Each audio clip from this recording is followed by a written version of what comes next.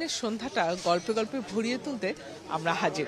পাঠক সমাবেশ, পাঠকের গল্পে আপনাদের সাথে আছে আমি জিনিয়া কবি সূচনা। ছুটি দিনের সন্ধ্যাটা মানেই বইমেলাটা কিন্তু একেবারে রঙিন। গতকাল তো তিল ধারণের ঠাঁই ছিল না, এবং এখন আমরা আছি পাঠক সমাবেশের প্যাভিলিয়নে।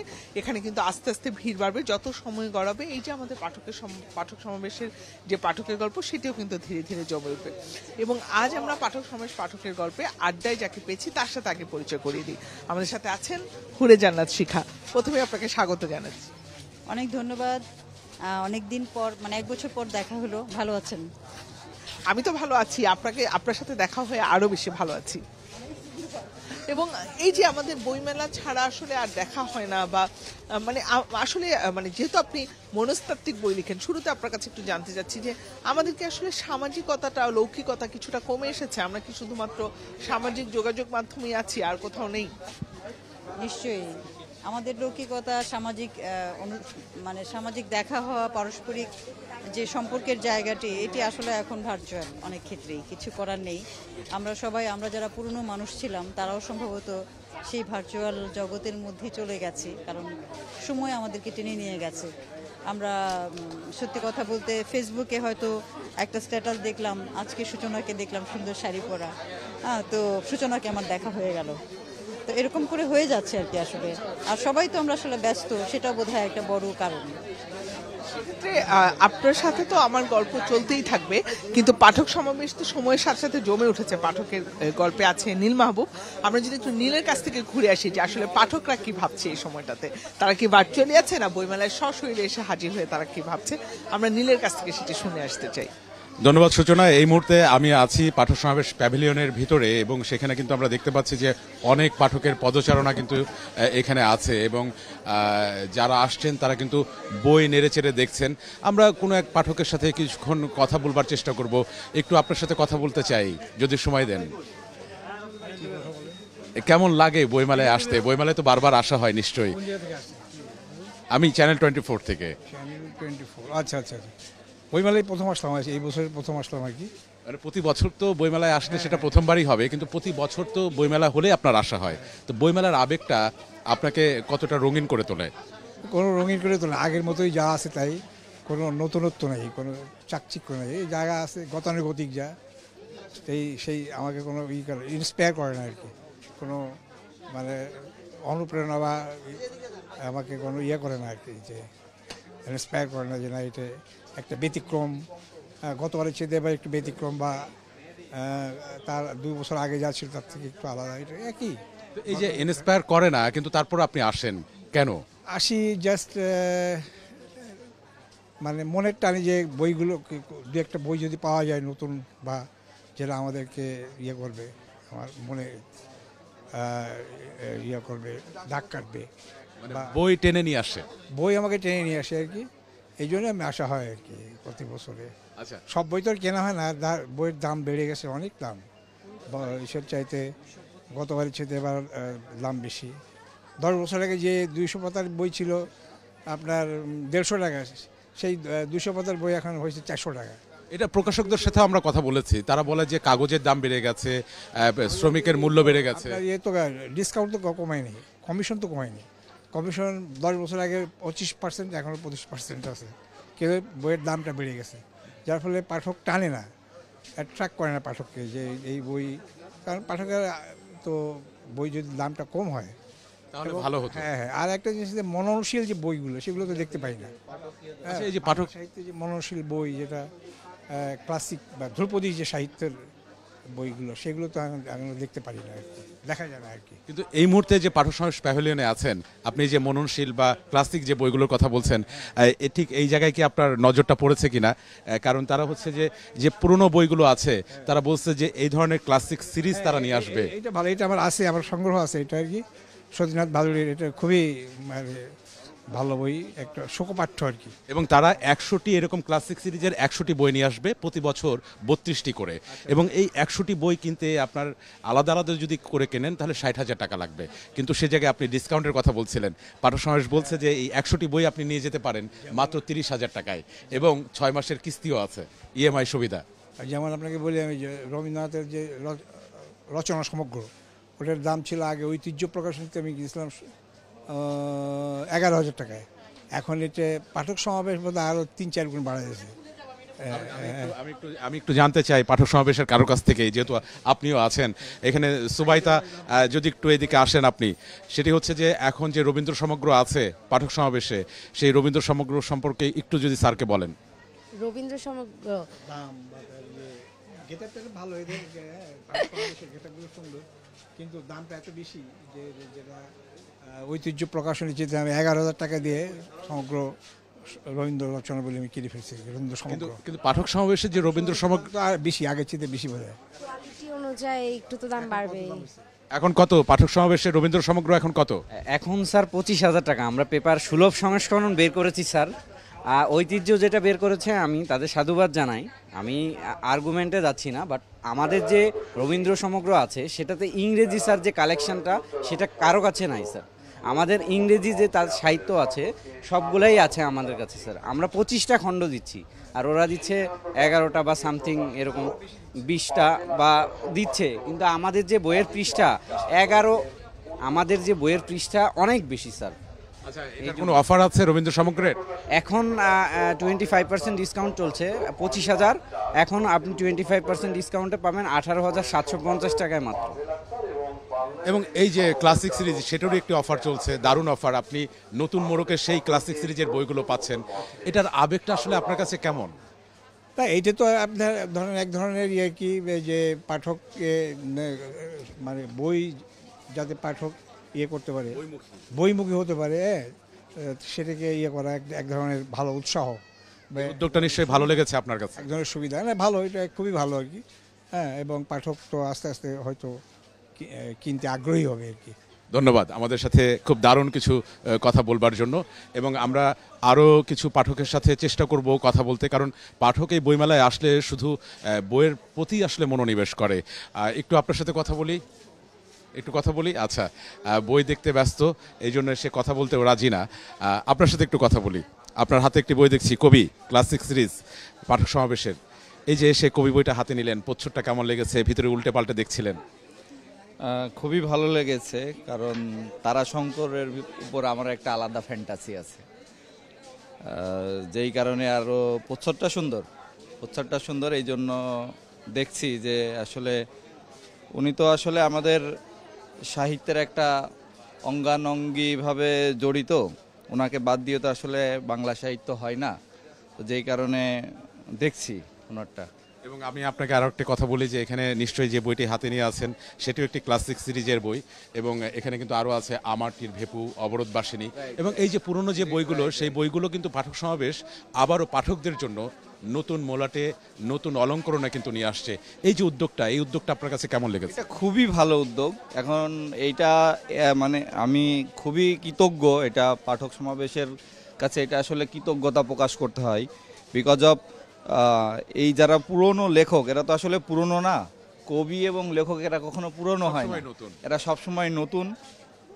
এবং পাঠক সমাবেশ যেটা করতেছে যে সেটা আরও নতুন আঙ্গিকে আমাদের নতুন প্রজন্মের হাতে বইগুলো তুলে দিচ্ছে। তারা আসলে আমাদের ইতিহাস, ঐতিহ্য, আমাদের প্রেম, ভালোবাসা সবগুলো যদি মিশেল করতে চায়, তাহলে আসলে এই বিভূতিভূষণ বন্দ্যোপাধ্যায় বলেন, তারাশঙ্কর বন্দ্যোপাধ্যায় বলেন, এদেরকে আসলে ভোলা যায় না, এদেরকে ভোলার মতো না।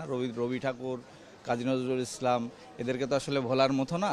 তো খুবই মানে অনেক ধন্যবাদ পাঠক সমাবেশকে, যে তারা যে এই উদ্যোগটা নিয়েছে, এটা খুবই আমি ধন্যবাদ জানাই। এবং পাঠক সমাবেশ একটা কথা সবসময় বলে, সেটা হচ্ছে তারা বই ছাপে না, বিষয় ছাপে। সেই কথার সাথে আপনি কতটা একমত? না, আমি সম্পূর্ণ একমত, এবং আসলে সেটাই হওয়া উচিত। বই আসলে নামে দিয়ে যতটা না হয়, বিষয়বস্তুর উপরে লক্ষ্য করলে সেই বিষয়বস্তুটা ফুটে ওঠে এবং আমরা সেটা ধারণ করতে পারি। ধন্যবাদ আপনাকে, আপনার বই দেখার মাঝে সামান্য একটু বিরক্ত করলাম, ধন্যবাদ। আমরা আবার একটু সূচনার কাছে ফিরে যেতে চাই। সূচনা লেখকের সাথে বসে আছে, সূচনা আবারও আড্ডা শুরু করবে এবং কিছুক্ষণ পর নিশ্চয়ই সূচনার সাথে আমিও যুক্ত হব। আমি যে বিষয়টি নিয়ে খুব বেশি কৌতূহলী থাকি ইদানিং, সেটি হচ্ছে প্যারেন্টিং। এবং আমার ধারণা শুধু আমি না, আমার মতো যারা আছে বা বা সাধারণ মানুষেরও এটা এখন একটা বড় চ্যালেঞ্জ। কারণ এখন বাবা মা দুজনেই কাজে ব্যস্ত, মুঠোফোন একটা চ্যালেঞ্জ, সামাজিক যোগাযোগ মাধ্যম আরেকটা চ্যালেঞ্জ, এরকম নানা চ্যালেঞ্জ কিন্তু রয়েছে। এবং এই বিষয়গুলো নিয়ে আমি হুরেজার লেখক যে হুরেজানাত শিখা, তার সাথে কথা বলছিলাম এবং তিনি কিন্তু মানুষের মনের যে বিভিন্ন দিক সেই বিষয়গুলো নিয়ে লিখেন। হুরেজান শিখা, আপনার কিছু বইয়ের কথা একটু বলতে চাই। আমরা তো আসলে প্যারেন্টিং নিয়ে কথা বলছিলাম এবং সেখানে একটি বই আছে সন্তানের আয়নায় মা বাবার মুখ। এটি কিন্তু খুব গুরুত্বপূর্ণ। এই বিষয়টি নিয়ে আমাদের কিছুক্ষণ আগে কথা হচ্ছিল যে সন্তানের আয়নায় আসলে মা বাবার মুখ এখন এই সময়ের প্রেক্ষাপটে এসে কেমন হওয়া উচিত? সবসময়ই সূচনা আমরা যেটা করি সেটা হচ্ছে আমরা আমাদের আচরণগুলো সন্তানের মধ্যে প্রতিফলিত করি। আজকে যে সন্তান সে কিন্তু অনেকাংশেই আমার যে সন্তান সে কিন্তু অনেকাংশেই আমার আচরণ নানানভাবে দেখে শিখে বড় হয়েছে। আমরা সন্তানকে যতটা না বলে পড়িয়ে শেখাই, তার চাইতে সন্তান কিন্তু অনেকভাবেই আমাদের আচরণ শিখে নেয়, যে সম্পর্কে আমরা জানি না। আমাদের এক্সপ্রেশন থেকে আমাদের অভিব্যক্তি তারা প্রতিটা সময় দেখছে, আমাদের প্রতিটা বিষয় আমরা কি বলছি তার থেকে বেশি ওরা দেখছে আমি কি করছি। তো এই যে অনুকরণ, সবসময় অনুকরণ করছে, যেটা আমার অজ্ঞাতসারই হচ্ছে কিন্তু সবসময়। তো এইভাবেই শিখে যাচ্ছে। এবং আমরা বাবা মায়েরা অনেক বিষয়গুলো আসলে আমি বইটাতে এই কথাটা বলেছি যে বাবা মা হওয়ার জন্য কিন্তু আমাদের কোনো ট্রেনিং নেই।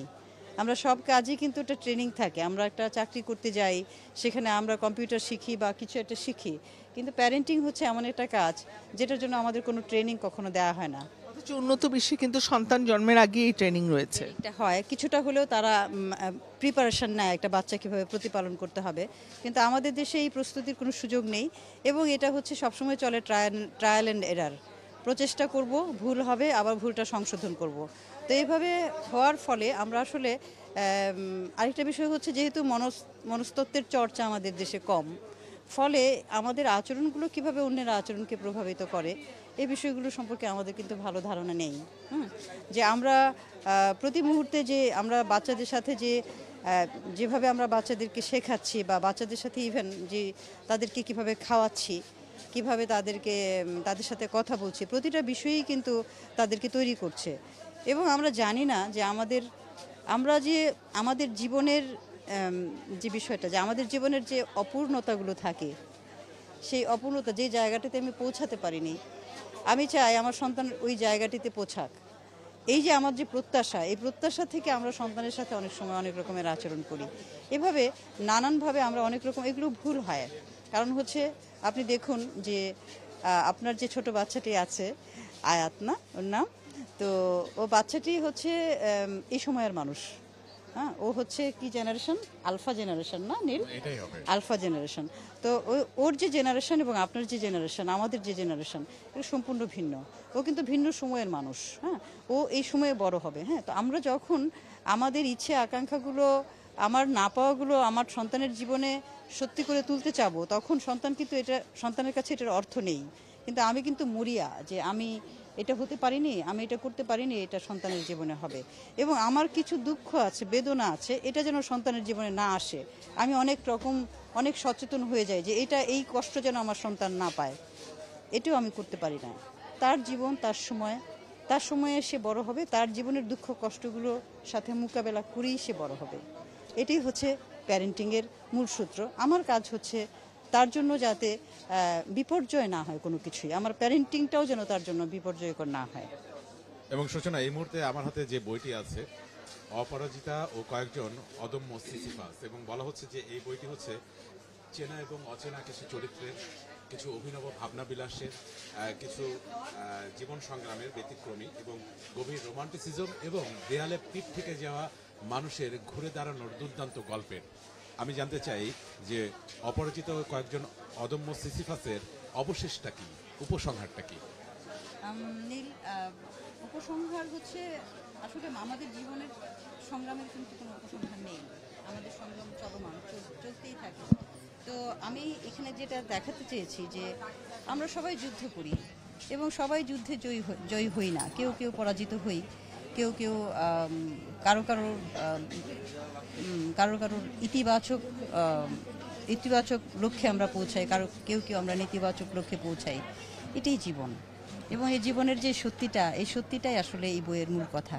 এটার পরিসমাপ্তি যেটা আমি দেখিয়েছি সেটা হচ্ছে যে আমরা যখন আমরা মানুষ যারা, আমি যে সিসিফাস চরিত্রটা, আমরা আসলে হেরে যাই না, আমরা সবসময় লড়াই করতে চাই, এবং লড়াই করে করে আমরা আসলে আমাদের যে মানব সত্তা, আমাদের যে নিজস্বতা, এই নিজস্বতাকে ঠিক রাখা, নিজস্বতাকে সমুন্নত রাখার যে চেষ্টা, এটা সবসময় চলতেই থাকবে। এবং এখানে আমি আসলে কয়েকজন মানুষের জীবন দেখিয়েছি যারা এই নিজেকে রক্ষা করার বা নিজস্বতাটাকে বাঁচিয়ে রাখার যে লড়াই, সেই লড়াই করছে, এবং কেউ কেউ জয়ী হচ্ছে, কেউ কেউ হচ্ছে না। এবং আপনার কথা শুনতে শুনতে মানে শুনলে আসলে একটা মুগ্ধতা ছড়িয়ে পড়ে। এবং আপনার আরও একটি বই আছে, সেটি হচ্ছে আমার হারানো আমি, এবং এই বইটি পাঠক সমাবেশে যেবার এসেছিল সেবার কিন্তু এই বইটি পাঠক সমাবেশের সর্বাধিক বিক্রিত একটি বই ছিল, হ্যাঁ, তালিকায়। তো এই যে আমার হারানো আমি, আপনি বলছেন যে আত্মশক্তির অন্বেষণ এবং সংকট উত্তরণ, পাঠক আসলে এই বইটি পড়লে কতটা তার যে আত্মবিশ্বাসের জায়গাটা, তার যে অন্বেষণের জায়গাটা, তার যে আত্মশক্তির জায়গাটা, যে তার যে উত্তরণের জায়গাটা, সেই জায়গাটা কতটা খুঁজে পাবে, হারানো সেই জায়গাটা কতটা খুঁজে পাবে? আমার মনে হয় যে শুধু হারিয়ে যাওয়া মানুষ নয়, যারা নিজেকে এখনো হারায়নি তার জন্য এই বইটি প্রযোজ্য।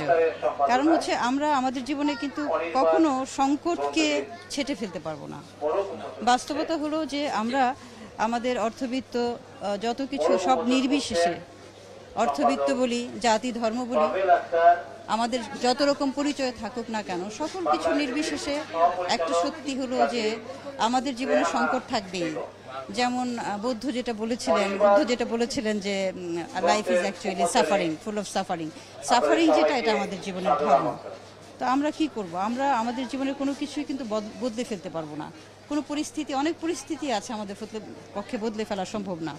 ধরুন যে আমার মা যদি অ্যাবিউজিভ হন, আমার বাবা যদি অ্যাবিউজিভ হন, অ্যাবিউজ করছে সন্তানের বাবা বা মা, সেক্ষেত্রে বাবা মাকে তো বদলে ফেলা সম্ভব নয়। হ্যাঁ, অসম্ভব। আমাদের জীবনের অনেক পরিস্থিতি আছে, সেগুলো আমাদের পক্ষে বদলে ফেলা সম্ভব না। আমাদের পক্ষে যেটা সম্ভব সেটি হচ্ছে নিজেকে সবসময় বদলে ফেলা, নিজেকে পরিস্থিতির মতো করে তৈরি করা, এবং এর মাধ্যমে আমরা যখন নিজেকে বদলাই তখন কিন্তু আসলে পরিস্থিতিও কিছুটা বদলায়। দারুণ বলেছে সূচনা। এবং নীল, আমি আরেকটি বই হলে জানাত শিখার, আমি এই সময় প্রেক্ষাপটে আমার কাছে মনে হয় খুবই উপযুক্ত, আমি আমার কাউন্সিলর। মানুষকে আসলে নিজেই নিজের কাউন্সিলর হতে হয়। নিশ্চয়ই এই বইতে আপনি এমন কিছু বলেছেন, এবং এই বইটি কিন্তু পাঠক সমাবেশে আমরা দেখেছিলাম, এই বইটি যে বছর এসেছে তখনও এটি বেস্টসেলার হয়েছিল। নীল, আমি আমার কাউন্সিলর নিয়ে একটু অল্প করে জানি, মানে নিজের কাউন্সিলর হওয়াটা আসলে কতটা জরুরি? সূচনা, আসলে মানুষের শারীরিক অসুস্থতার সাথে মানুষের মানসিক সংকট, এটার যে একটা পার্থক্য আছে। পার্থক্যটা হচ্ছে যে আমরা যখন শারীরিকভাবে অসুস্থ হই আমরা ডাক্তারের কাছে যাই, ওষুধ খাই, সুস্থ হয়ে যাই। কিন্তু মানসিক বিষয়টা যেটা, এখানে আমাদের ক্ষেত্রে সত্যি হলো যে বাইরে থেকে কেউ আমাকে সুস্থ করতে পারবে না, যতক্ষণ না পর্যন্ত আমি নিজে উপলব্ধি করব যে আমার এই পরিবর্তনটা হওয়া দরকার। এমনকি একজন মানুষ যদি নিজের থেকে একজন থেরাপিস্টের কাছে না আসে, তার নিজের সমস্যা নিয়ে নিজে যদি না আসে, তাকেই কিন্তু কখনো চিকিৎসা দেওয়া সম্ভব হয় না। কারণ সে যদি ফিল না করে যে আমার এই সমস্যাটি আছে, এটি সংশোধন হওয়া দরকার। তো অবশ্যই আমি যদি নিজের সমস্যা সমাধান করতে চাই, আমি কিন্তু নিজেই আসলে আমার নিজের কাউন্সিলর সব ক্ষেত্রেই। কাউন্সিলর যেটি করেন সেটি হচ্ছে যে কাজটি করেন সেটি হচ্ছে যে আমার যে সমস্যাটি আছে আমি কিভাবে, উনি যে শুধু গাইড করেন, উনি আমার যে সংকট আছে, কাউন্সিলর কি করবেন, আমার জগতে আমার সাথে হাঁটবেন। উনি হয়তো আমাকে সাহায্য করবেন যে কোন জায়গাগুলো আমি কেমন আছি সেগুলো একটু বোঝা, আমাকে একটু পথ দেখানো, কিন্তু কাজটি কিন্তু আমাকেই করতে হবে। কাজে আমি আমার কাউন্সিলর, এটি হচ্ছে এমন একটি বই যেখানে আমি চেষ্টা করেছি যে ব্যক্তি যাতে এটা পড়ে তার নিজের যে সংকটগুলো আছে সেটি স্পেসিফিক্যালি কী ধরনের সংকটে উনি আছেন সেটি বোঝা, এবং সেটি থেকে বের হয়ে আসার কিছু পদ্ধতি আছে উনি নিজেই বেছে নিতে পারবেন যে আমাকে ঠিক এই পদ্ধতিগুলো হয়তো আমি অনুসরণ করতে পারি। নিজে যদি উনি যতক্ষণ উনি কনফিডেন্স ততক্ষণই তার সমস্যা তখনই তিনি সমস্যাটা সমাধান করতে পারবেন। আপনার প্রত্যেকটা কথা আমি মনোযোগ দিয়ে শুনছিলাম এবং আমি ভাবছিলাম এই বইগুলো আসলে কার জন্য সবচেয়ে বেশি জরুরি, মানে প্রত্যেকটা বই আসলে কার লাগবে। তো আমি বের করে ফেলেছি, জিনিয়া কবির সূচনা। ও আমি ভাবছিলাম তুমি নিজেই নিজের কাউন্সিলর হলে কিনা, তোমার নিজেরই না, আমার সমস্যাগুলো- কাছে বারবার মনে হচ্ছে প্রত্যেকটা চরিত্রের সাথে কিন্তু সে মিলে যাচ্ছে। তো এই প্রত্যেকটা বই তার ভীষণ রকম আর দরকার। আমার বারবার মনে হচ্ছিল যে তুমি নিজেই নিজের কাউন্সিলর হয়ে সব সমস্যাগুলো বের করে ফেললে দেখেন কিনা। আমার কথাই সে রিপিট করছে, তার মানে আসলে তার এই জিনিসটা দরকার। ঠিক আছে নীল, তুমি কি বেস্ট সেলার বইগুলো আচ্ছা, বলতে না চাও? বেস্ট সেলার না, আসলে এই যে বইমেলা শুরু হয়েছে প্রায় আজকে সপ্তাহ পেরুলো, তাই না? তো আমরা বলতে চাই যে পাঠক সমাবেশে আসলে এই সপ্তাহ ধরে মানে কোন কোন বইগুলো কোন কোন দিন পাঠকের পছন্দের তালিকায় ছিল। 1 তারিখে আমরা এর আগেও বলেছি, তারপরও এই মুহূর্তে যারা যুক্ত আছেন আমাদের এই ফেসবুক লাইভে পাঠক সমাবেশ পাঠকের গল্পে, তাদেরকে জানাতে চাই যে বইমেলা যেদিন শুরু হলো সেদিন অবরোধবাসিনী বইটি পাঠকের পছন্দের তালিকায় ছিল এবং 2 তারিখে অর্থাৎ তার পরের দিন ছিল হচ্ছে লালন সমগ্র এবং ফেব্রুয়ারির 3 তারিখে আরজ আলী মাতুব্বর এবং ফেব্রুয়ারির 4 তারিখে ছিল মাওলানা জালালউদ্দিন রুমির দিওয়ানের শামস তাবরিজি এবং 5 তারিখে হচ্ছে দৃষ্টি প্রদীপ, যেটা ক্লাসিক সিরিজের বই পাঠক সমাবেশের, এবং 6 তারিখে ছিল ক্লাসিক সিরিজের আরও একটি বই কবি এবং 7 তারিখে অর্থাৎ গতকাল শহীদুল জহির উপন্যাস গল্প সমগ্র। এবং এই বইগুলো নিয়ে কিন্তু আমরা প্রতিদিনই কথা বলি এবং দর্শকদের একবার হলেও আমরা জানিয়ে দিতে চাই যে আসলে কোন কোন দিন কোন কোন বই পাঠকের পছন্দের তালিকায় থাকছে এবং পাঠক সেই বইগুলো বগল দাবা করে বাসায় নিয়ে যাচ্ছে। এবং সেই জায়গায় একটা জিনিস দেখেছো সূচনা, এক একদিন কিন্তু এক একটি বই পছন্দের তালিকায় আসছে। এবং নীল আমার মনে হয় যে তালিকা প্রস্তুত হচ্ছে কিন্তু এখন, কারণ সপ্তাহ পেরিয়ে যাচ্ছে। এই যে এর পরের যে সপ্তাহটা ঢুকবে এখন থেকে কিন্তু মানুষ আসলে কিনতে শুরু করবে নীল, এবং সেক্ষেত্রেই তুমি দেখবে যে প্রতিদিনই প্রিয় বইয়ের তালিকা বদলেছে। এই যে একজন মনস্তত্ত্ববিদের পাশে বসে থেকে তোমার মনোজগতও কিন্তু দারুণ ডেভেলপ করেছে, তুমি কিন্তু সব বলতে পারছো। একদম নীল, একদম তুমি ঠিক ধরেছো, একদম তুমিও কিন্তু মানে কম আগে মনস্তাত্ত্বিক। তুমি লজ্জা পেতে না, কিন্তু এখন তুমি লজ্জাও পাচ্ছ, দারুণ একটা ব্যাপার। আচ্ছা যাই হোক, হুরে জান্নাত শিখাকে শুধু মনস্তত্ত্ববিদ বললে ভুল হবে এবং তাকে শিক্ষক বললেও ভুল হবে, তাকে মাস্টার মশাই বললেও ভুল হবে। তার আরও একটি পরিচয় কিন্তু আছে, সেটি হচ্ছে তিনি কিন্তু একজন কবিও। এবং এই মুহূর্তে আমার হাতে একটি বই আছে যে ফিরে যাও নিঃস্ব সময়, এবং সেটার প্রথমে যে কথাটি লেখা আছে, যে কবিতাটি, এটি কবিতাই বলবো নাকি? সেটি আমি পড়তে চাই সূচনা। ভাঙা চুড়ি, ছেঁড়া ঘড়ি আর ভেজা জ্যোৎস্নার বিনিদ্র রাতের ঘোরে ফেলে আসা জীবন কি যেন বলে যায় অস্ফুট স্বরে। কান পেতে থাকি সকলের অগচরে, বুকের ভেতর চুড়ি ভাঙে, নিষ্প্রাণ ঘুড়ি পাক খেয়ে নেমে যায়। বিস্ময়ে চেয়ে দেখি এসবের অর্থ কোনোদিন কেন বুঝিনি। হায়, বান তুমি কবিতা বোঝো? বাবা বললে যে নীল, এই যে একটু আগে হুরে জান্নাত শিখা বলছিল যে আমরা একে অপরকে আক্রমণ করি, মানে এটাই কিন্তু ভালো না নীল। এই যে তুমি এই যে ভালো এবং মন্দ শিখতে যে পেরেছো তুমি, আমি এই কথাটা বলে এটাই প্রমাণ করতে চাইলাম। এটা আরো প্রমাণিত হলো যে তোমার মনোজগৎটা, মেন্টাল হেলথটা ঠিক হচ্ছে আস্তে আস্তে। এই বিষয় নিয়ে আমি তোমার সাথে। আপনি কেন হাসছেন? আমার খুব ভালো লাগছে এই খুনসুটিটা, আমি খুব এনজয় করি সবসময় নীল এবং সূচনার। এবং আমার মনে হয় যে এই যে পাঠক সমাবেশে যে এই যে আয়োজনটা, এই আয়োজনটাকে আসলে আরো মানে বর্ণময় এবং আরো আকর্ষণীয় করে তোলে আপনাদের এই দুজনের খুনসুটিটা। হ্যাঁ, তো এটি মানে এই অনুষ্ঠান যারা দেখেন আমার মনে হয় সবাই খুব বিষয়টা এনজয় করেন। এবং আমাকে অপমান করার মাধ্যমে নীল যে সবাইকে হাসানোর একটা ব্যাপার করে, আসলে এটা আমরা সবসময় করে থাকি। হ্যাঁ, যেটাকে আমরা বলে থাকি যে অনেক সময় আমরা যেটা আজকালকার ছিল পচানো। হ্যাঁ, তো এটাও কিন্তু আসলে একটা খুব মানে বড় রকমের একটা রিক্রিয়েশন আর কি। হ্যাঁ, যদিও আমার মনে হয় যে এটা অনেক সময় এটা ক্ষতিকর হয়। আমরা আসলে এই জায়গায় একটু আমাদের দেখেছো নীল করতে হয় তোমাকে। আমার মনে হচ্ছে যে সূচনার পাশে বসে থেকে আপনার মনোযোগতেও কিছুটা বিভ্রান্তির সৃষ্টি হচ্ছে। না, আমি আসলে এতটা বিভ্রান্তির মধ্যে থাকছি না, কারণ হচ্ছে আমি তো আসলে বিষয়টা জানি যে কোনটা আসলে কতখানি। আমি আপনাকেও অনেকখানি জানি, সূচনাকেও জানি যে আসলে কোনটা আপনাদের জন্য কতটা, কোনটা আঘাত করবে, কোনটা হার্ট করবে। এটা তো আমি বুঝি যে এটা আসলে আপনাদের হার্ট করছে না, কিন্তু আমি এমনি যারা দেখেন, তারা যদি আবার এটা অনুকরণ করতে চান, সেক্ষেত্রে আমি বলবো যে এটা কিন্তু অনেক সময়, যেমন ধরেন যে বন্ধু চুল কেটে আসলো, তো আরেক বন্ধু সবার সামনে বললো, এই তোকে তো আজকে ছাগলের মতো লাগছে, হ্যাঁ তোকে এরকম ছাগলের মতো লাগছে কেন? হ্যাঁ, তো খুব ভালো বন্ধু, কিন্তু এই যে ছাগলের মতো লাগছে কেন, এই বাক্যটি কিন্তু মানে ওর জন্য ভালো, হ্যাঁ ভালো না, খুবই ভালো বন্ধুত্ব, কিন্তু তারপরও এটা কিন্তু তার জন্য নীল, তুমি কিছুটা শেখো, তো কিছু এই শেখো। বিষয়গুলো হয়তো আপনাদের যে খুনসুটি, আপনাদের একসাথে প্রফেশনাল লাইফে আমরা যেটা হয় যে আমাদের খুব ভালো একটা আন্ডারস্ট্যান্ডিং থাকে, আমরা জানি কিন্তু একে অপরকে, সেই জায়গায় কিন্তু বুঝি যে কোনটা কাকে আঘাত করে। হ্যাঁ, তো এটাও কিন্তু একটা শেখার বিষয় যে পরিমিতিটা, হ্যাঁ যে পরিমিতিটা আমাদের দরকার সব কিছুতেই। হ্যাঁ, তো পরিমিতিটা রক্ষা করতে পারলে কিন্তু আমাদের পারস্পরিক সম্পর্কগুলো অনেক সুন্দর হয়। হ্যাঁ, যেটা আপনাদের মধ্যে নিশ্চয়ই আছে। যেটা নীল তুমি আমি বিশ্বাস একেবারেই পরিমিতি বোধটা জানো না, তুমি এরপরে একটা কাউন্সিলিং এ যাবে আপার সাথে এবং তারপরে জিনিসটা শিখে নিবে। তোমার ভিতর বোধ জাগ্রত হচ্ছে, আমার ভীষণ রকম ভালো লাগছে। তবে এর পরের আয়োজনে তোমাদের দুজনকে আমি একসাথে বসাবো না, কারণ তোমার পাশে যে বসছে তাকেও তুমি তোমার দলে নিয়ে ফেলছো। যাই হোক, আমরা কথা বলতে বলতে একদম আয়োজনের শেষ প্রান্তে চলে এসেছি এবং হুরে জান্নাত শিখার যে বইগুলোর কথা আমরা আসলে বলছিলাম, এই বইগুলো কিন্তু এই মুহূর্তে ভীষণ রকম জরুরি এবং মেন্টাল হেলথ একটা খুবই গুরুত্বপূর্ণ বিষয়। এবং আমরা দেখি যে আমরা একটু রোগে শোকে ভুগলেই কিন্তু চিকিৎসকের শরণাপন্ন হই, কিংবা আমরা নিজেরাই কিন্তু চিকিৎসক হয়ে উঠি। জ্বর আসলো, হয়তো ওষুধের দোকানে গেলাম, একটা প্যারাসিটামল কিনে ফেললাম, আমরা ডাক্তারের কাছেও যাই না।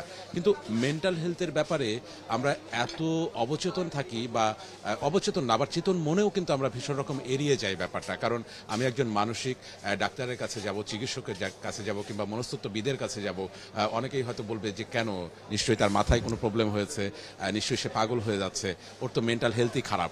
হ্যাঁ, তো যাই হোক, এটি আসলে এই বর্তমান প্রেক্ষাপটে এই কথাগুলোর আসলে কোনো মূল্যই নেই। আমি যদি নিজে ভালো না থাকি, আমি অন্যকে ভালো রাখতে পারবো না। অন্যকে কি বললো সেটার জন্য আমি নিজের ভালোটাকেও আসলে রোধ করে রাখতে পারবো না। তো সেই জায়গা থেকে আমরা বলি যে যখন আমি নিজে চিকিৎসক হয়ে যাচ্ছি, ওষুধের দোকান থেকে একটা প্যারাসিটামল কিনছি, মেন্টাল হেলথের ক্ষেত্রেও আমরা নিজে চিকিৎসক হয়ে উঠি। আমরা এই মেন্টাল হেলথ বা মনস্তত্ত্বের যে বইগুলো আছে সেই বইগুলো পড়ি, সেই বইগুলো পড়েও কিন্তু আমাদের মেন্টাল হেলথ আমরা ঠিক রাখতে পারবো। আর পাশাপাশি খুব বেশি যদি আসলে সমস্যা হয়ে যায়, তবে অবশ্যই আমরা মনস্তত্ত্ববিদের কাছে যাই। আমাদের তো একজন আছেই, আমরা তার কাছে যাব। আপনারাও খুঁজে নেন আপনাদের আশেপাশে কেউ আছে কিনা, কারণ একজন কাউন্সিলর কিন্তু ভীষণ রকম প্রয়োজন। এবং সূচনা যেহেতু বোধ জাগ্রত হয়েছে, সেই বোধ নিয়ে সূচনা জানে যে এখন অনুষ্ঠানটা শেষ করতে হবে। হ্যাঁ নীল, এবং আমি নীলের বোধ জাগ্রত হওয়ার সাথে আরেকটা কথা যুক্ত করতে চাই, সেটা হচ্ছে 11,000 মানুষ পাঠক সমাবেশে এই মুহূর্তে আমাদের সাথে যুক্ত আছেন এই আমাদের গল্পে। এবং আমরা যদি কিছুক্ষণের জন্য আপনাদের মনোজগতে কিছুটা হলেও পরিবর্তন আনতে পারি, কিংবা আপনাদের ভালো লাগা আপনাদের মধ্যে ছড়িয়ে দিতে পারি, সেটা আমাদের জন্য অনেক বড় পাওয়া হবে। আজকের মতো বিদায় নিচ্ছি। আমাদের গল্পে আমাদের সাথে যুক্ত থাকবেন, আশা করছি আগামীকাল একই সময়ে।